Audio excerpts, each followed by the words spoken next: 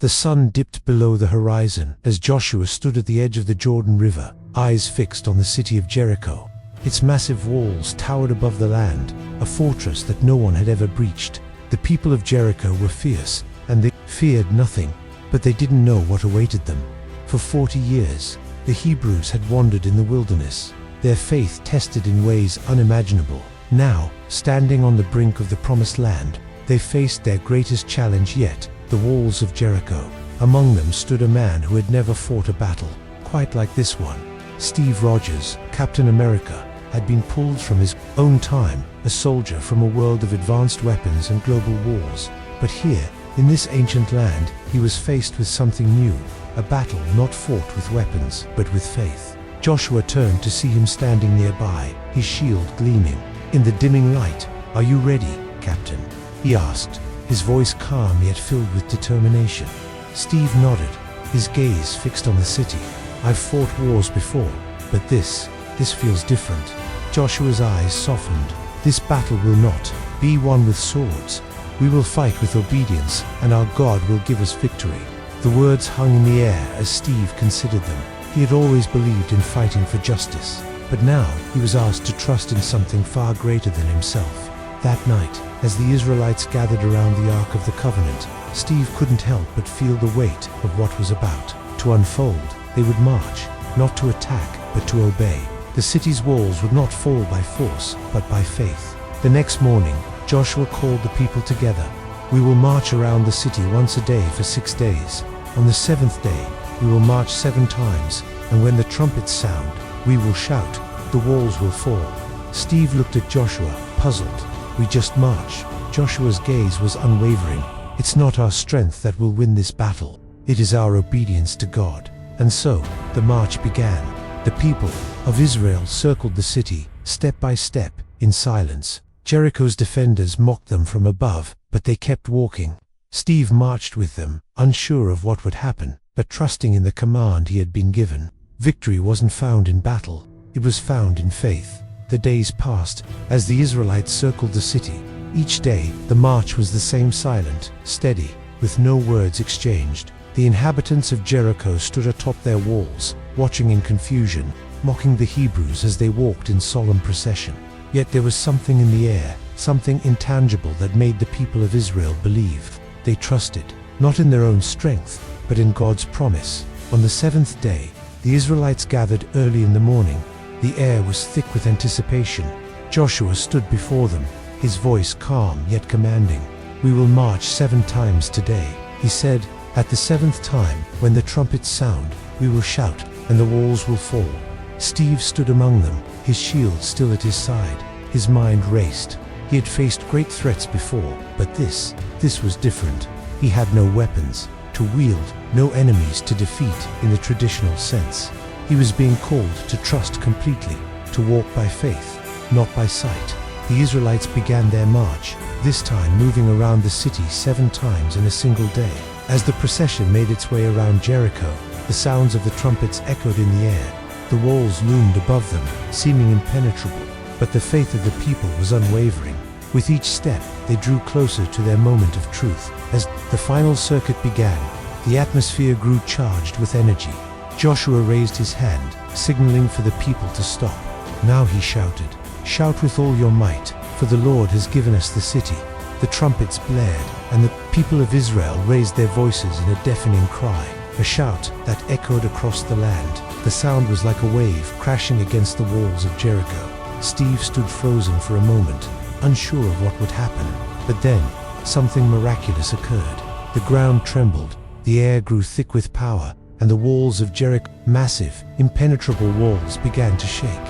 Steve's heart raced as he watched in awe. The walls, once a symbol of strength and defiance, cracked and crumbled under the weight of faith. The sound of the walls falling was deafening, as if the earth itself was acknowledging the power of God's command. As the dust settled, the city of Jericho lay in ruins.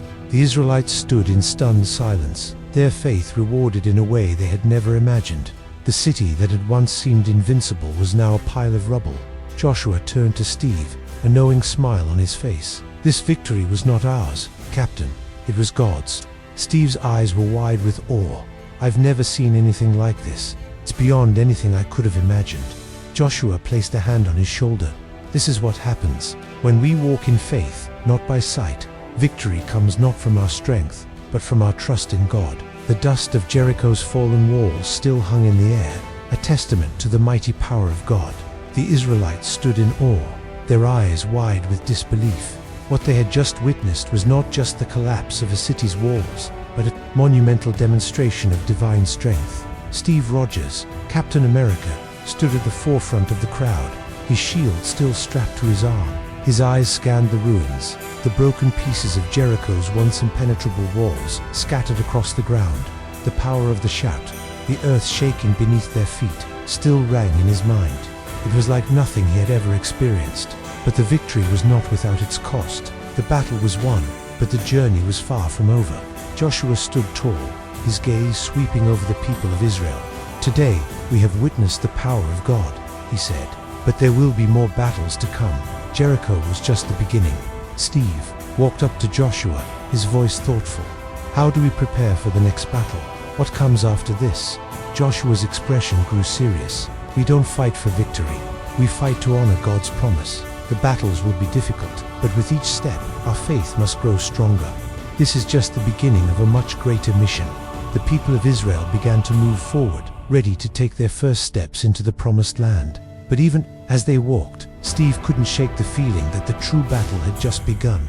It was no longer just about conquering lands or defeating armies. It was about maintaining the faith that had brought them this far, about trusting in a power far greater than any military strategy. The journey ahead was uncertain. There would be enemies, challenges, and temptations. Yet, Steve understood now, more than ever, that the strength they needed would not come from physical prowess alone. It would come from their obedience and trust in God's plan. As the Israelites marched onward, Steve found himself reflecting on the lessons he had learned. In his world, victory was achieved with weapons, strategy, and strength. But here, in this ancient time, he had seen a new kind of strength, the strength of faith. Joshua stopped for a moment, turning back to Steve.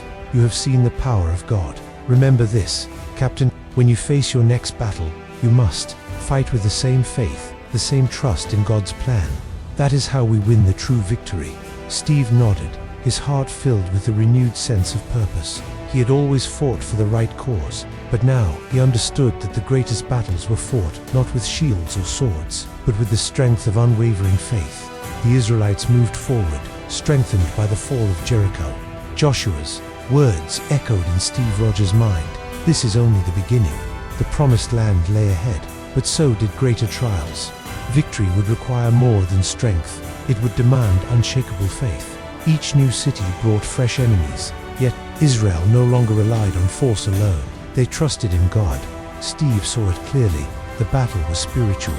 They were winning not through might, but through obedience. Then came Ai, smaller city, seemingly an easy target. But the Israelites were defeated.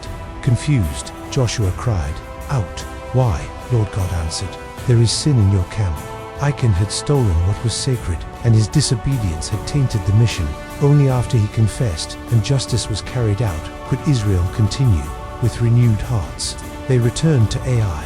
This time, guided by God, they won. Steve watched the scene unfold. In his world, strength came from tactics. Here, victory flowed from humility and trust. Joshua turned to Steve, voice calm. "Captain, you've learned what it means to fight. True power comes through faith." Steve looked at his shield, now more than a symbol of defense. "I see it now. The true victory isn't in the fight, it's in the faith that leads us through it." Joshua smiled. "Exactly. And that's why we keep going.